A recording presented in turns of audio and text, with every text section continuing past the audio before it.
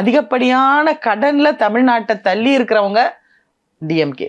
அதாவது மத்திய அரசாங்கம் அப்படின்னாலே உடனே அவங்க வைக்கிற ஒரே குற்றச்சாட்டு என்னன்னா, எங்களுக்கு நிதி தரலன்றவாங்க. எதுக்கு எடுத்தாலும் மத்திய அரசாங்கம். நீங்க வந்து நீட்டா உடனே நீட்டுன்னு சொல்லிடுவாங்க. உடனே எங்களுக்கு ஃபைனான்ஸ் கமிஷன்ல இருந்து இத்தனை % கொடுத்தாங்க, டிவால்யூஷன் பண்ணி இவ்வளவு கொடுக்கல. ஆனாவுன்னா மத்திய அரசாங்கத்தை குறைச்சி அதிகப்படியான எல்லா ஸ்டேட்டுக்கும் ஈக்குவலா அவங்க பெர்சன்டேஜ் படி நித்தி ஆயோக்ல வந்து இது it's a commission, it's a committee, it has a committee. சும்மா வந்து தாந்தோண்டித்தனமா நம்ம பிடிச்ச ஸ்டேட்டுக்கு கொடுக்கலாம், பிடிக்காதுக்கு பண்ணலாம், அங்கே இருக்க பண்ண முடியாது. அதுல வந்து அவங்க ஓட்டிங் சிஸ்டம் வச்சு அவங்க எவ்வளோ அவங்களுடைய வருமானம் உள்ள வந்திருக்கோ அத்தனை % அவங்க கொடுத்தாகணுங்கிற சிஸ்டம் படி தான் மத்திய அரசாங்கம் பண்ண முடியும். அதுபடி தான் பண்ணிட்டு இருக்கிறாங்க. இவங்க வந்து எல்லாமே பொய் கணக்கு, தப்பு தப்பா அதிகப்படியா பேராசை பிடிச்சி கேட்கறது இவங்களுடைய பழக்கம். எப்படின்னா புயல் மழை வெள்ளம் சொல்லிட்டு 7,000 கோடி கொடுங்க, 9,000 கோடி கொடுங்கன்னாங்க. அந்த காசை செலவு பண்ண இதை கேட்கறாங்க மத்திய அமைச்சர், இவங்களால கொடுக்க முடியல.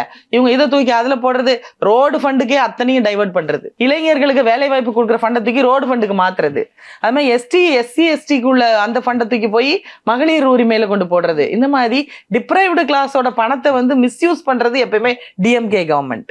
அதை பண்ணிட்டு அவங்க வந்து எங்களுக்கு ஃபண்டு தரல. அவங்க சொல்லக்கூடிய ஒரே குற்றச்சாட்டு இப்படிதான், எப்பயுமே அவங்க தப்பிச்சுக்கிறதுக்கு பேசுற விஷயம்.